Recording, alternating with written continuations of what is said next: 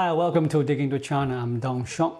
The Communist Party is notoriously sensitive about the negative comments on China's economy, such as overcapacity or deflation, and anyone who raises these issues is often labeled a financial pessimist. Recently, however, a notable figure has openly addressed these concerns, Professor Yi Gang, the former governor of the People's Bank of China. At the Shanghai Bund Financial Summit on September 6, Yi Gang emphasized that China should focus on tackling deflationary pressures and advises the leadership to shift their focus from GDP to more pressing issues like employment and income levels. Yi Gang, who has been out of office for a year, is now speaking more candidly than he could while in his role. He acknowledges the current deflation and criticizes the leadership for being overly focused on GDP, which he seems unprofessional. Looking from the outside, the situation in China is quite clear. Yi Gang is right. The immediate focus for China should be on tackling high unemployment and declining incomes. August showed alarming signs, with food prices rising sharply and pushing the CPI to a new high of 0.6%. This increase in the cost of essentials is particularly concerning because even if people cut back on other spending, they still need to eat. Many are concerned that China might be heading towards stagflation. In this video, I'll analyze whether China is still in a state of deflation or if it is moving toward stagflation. In August, the Chinese people experienced firsthand the impact of rising prices for essential goods, particularly food. According to the National Bureau of Statistics, high temperatures and heavy rainfall in some regions caused an 18.1% increase in fresh vegetable price, a 9.8% rise in fresh mushroom prices, a 3.8% increase in fresh fruit prices, and a 3.3% hike in egg prices. These factors collectively contributed 0.5 percentage points to the CPI increase. Additionally, pork prices rose by 7.3%, adding another 0.1 percentage points to the CPI. Analyzing the August CPI data reveals that the food prices were the main factor driving the increases. While the significant rise in food prices might seem like a sign of stagflation, the prices of non-essential goods are still declining, which points to a deflationary trend. So, is China experiencing deflation or stagflation right now? The answer is clear. China is still in a deflationary phase. The increase in food prices is partly due to seasonal factors. Furthermore, the trend of people downgrading their consumption is reshaping China's consumption patterns, which affects the supply and the demand of many goods and influence their prices. Here is an example. Previously, when people had better financial conditions, they would regularly indulge in expensive drinks from places like Starbucks or Hey-Tea, which cost several dozen yuan per cup. Now, with people downgrading their spending, they are choosing a 3 yuan bottle of Coke instead. This shift has reduced the demand for Starbucks and Hey-Tea, leading to discounts and even store closures, while increased demand for Coke has driven up its price. Similarly, people used to eat out frequently, enjoying hot pot or a barbecue dine out. Now, to save money, they are cooking more at home. This change has reduced the consumption of expensive items like beef and seafood, leading to a higher demand for more affordable proteins like eggs and pork. As a result, the prices of eggs and pork have increased due to the higher demand. Recently, several domestic content creators have posted videos highlighting the sharp prices increase of the so-called Papa's 3-piece combo, which consists of instant noodles, pickled vegetables, and a Coke. This set reflects the reality of people who rely on these budget-friendly items. The substantial rise in the price of these essential goods is placing significant financial strain on them.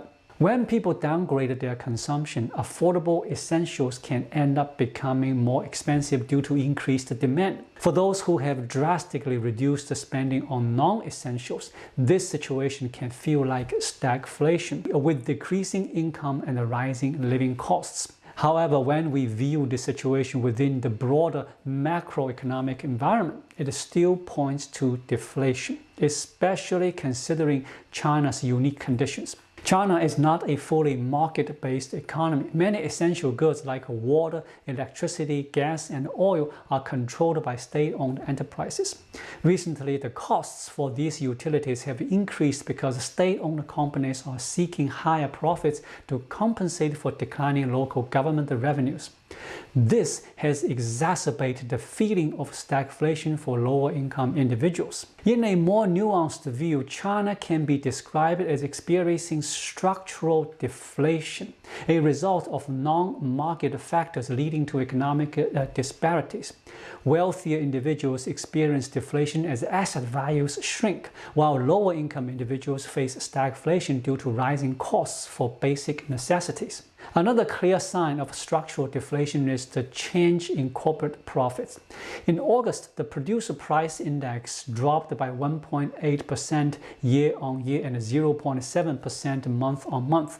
This shows that the companies are still unable to raise prices for their goods, leading to shrinking profit margins and indicating that China remains trapped in the deflationary spiral. Are you wondering how long China has been experiencing deflation and its current stage? According to Bloomberg, which uses the GDP deflator to track deflation, China's GDP deflator has been falling for 5 consecutive quarters.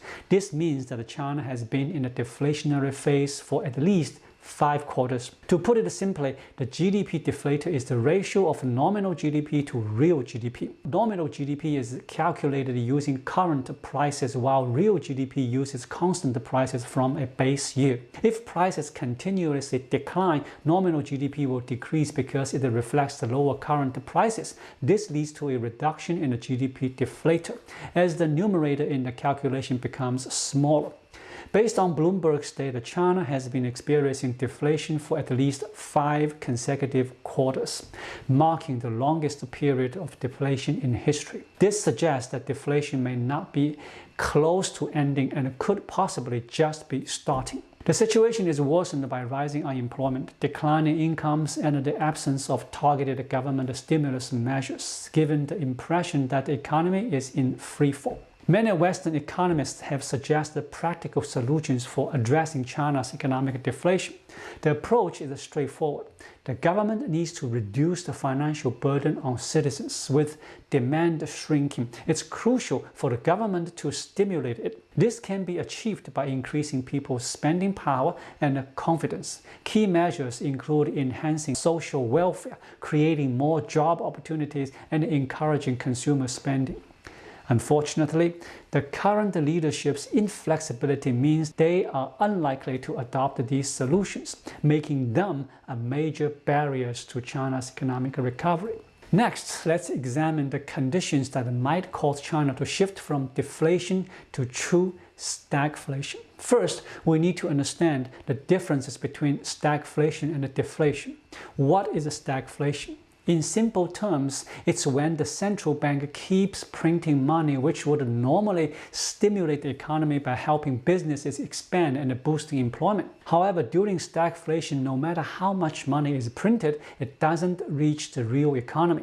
Employment remains stagnant and large-scale unemployment persists. Secondly, in theory, if the central bank continues printing money, even if it doesn't enter the real economy, it should at least push up asset prices, benefiting sectors like real estate and the stock market. However, during stagflation, capital growth fails to keep pace with rising prices. As a result, regardless of wealth, everyone ends up getting poorer. In summary, stagflation occurs when the money printed by the central bank doesn't reach the real economy to increase production, nor does it flow into capital markets to drive up asset prices. Instead, the money either ends up in savings or flows out of the country in large quantities. Here is an example to illustrate the point.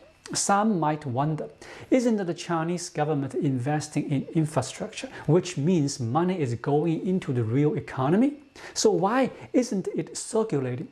In reality, if the government spends 10 billion on infrastructure, it's considered good if even 1 billion reaches the real economy. The other 9 billion often ends up in the hands of bureaucrats. You might ask, where does that 9 billion go? Is it hidden as cash or laundered overseas? Now you can understand what I meant when I said the money printed by the central bank either turns into savings or flows abroad. The notion that the government investments in China can genuinely boost the real economy is simply laughable. The central bank's money printing is a real action and its side effects are unavoidable. One significant consequence is the depreciation of the yuan, which causes the cost of imported raw materials to rise. China relies heavily on imports for food and energy, and even for pork, one of the most popular meats in China. Breeding pigs must be imported. As we discussed earlier, with declining consumer spending in China, people who could previously afford beef and now are turning to pork, driving up demand and prices for even the most basic essentials. However, if the yuan falls significantly and the cost of imported raw materials rises, prices for necessities like pork will increase even more sharply. This is the reality of how stagflation unfolds. Currently, China is facing deflation, and in theory, stagflation could be avoided if the government acts wisely. However, I am quite pessimistic about this. It seems the leadership remains obsessed with the GDP growth rates and is reluctant to ease the financial burden on citizens. Consequently, the only likely path is to keep inflating GDP figures through excessive spending and money printing. The government controls all economic activities, with the central bank printing money and the government spending it, creating a seemingly impressive GDP number while the real economy suffers. This results in a situation where continuous money printing and spending leads to stagnant real economy, falling asset prices, a depreciating yuan, and skyrocketing prices for essentials due to rising material costs and reduced consumer spending. It's important to note that a stagflation doesn't mean that all prices will rise dramatically. In fact, before China reaches a state of full stagflation, many high-end consumer sectors are likely to be decimated first. For example, we are already seeing a wave of luxury store closures, the shutdown of upscale restaurants, and foreign companies withdrawing from the Chinese market. Once these high-end sectors are gone, consumer spending will have already shifted downward.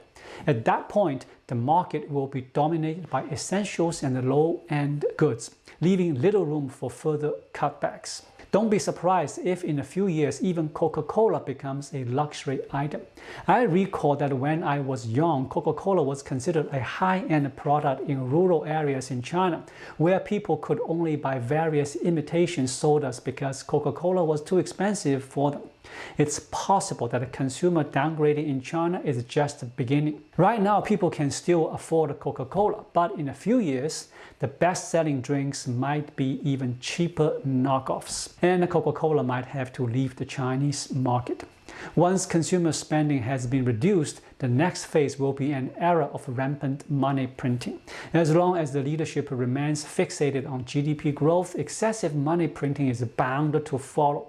In such a scenario, don't be surprised if even a bag of flour costs a fortune in renminbi. We could end up reliving a situation similar to the historical gold yuan era during China's civil war. To summarize, China is currently in a deflationary phase. Despite a sharp rise in food prices in August, this increase is largely attributed to seasonal factors and harsh weather conditions. This does not indicate that China has moved into stagflation. Two key pieces of evidence stand out. First, the renminbi appreciation, despite a weakening dollar, suggests that China still has room for monetary easing. Second, the August PPI data indicates that corporate profits remain under pressure. With companies unable to increase prices, this points to a deflationary cycle characterized by reduced production, salary cuts, and layoffs. Even though China is currently experiencing deflation, there are concerns about the potential onset of stagflation. Before stagflation arrives, two key events are expected. One, ongoing consumer downshifting. Consumer will continue to cut back on spending, leading to the elimination of high-end and non-essential goods from the market, including luxury items and even everyday products like Coca-Cola. 2. Uncontrolled money printing. The central bank will likely resort to excessive money printing to meet GDP growth targets, which will devalue the renminbi. This will cause a sharp increase in the cost of imported raw materials, driving up prices for essential goods and causing a return to conditions similar to the gold yuan era. These developments would signal the onset of stagflation. Thank you so much for watching. If you find this video helpful, please like it, drop a comment below, and hit the subscribe button right here. It really helps YouTube suggest my video to others. I'll be back with more content soon. Until then, stay well.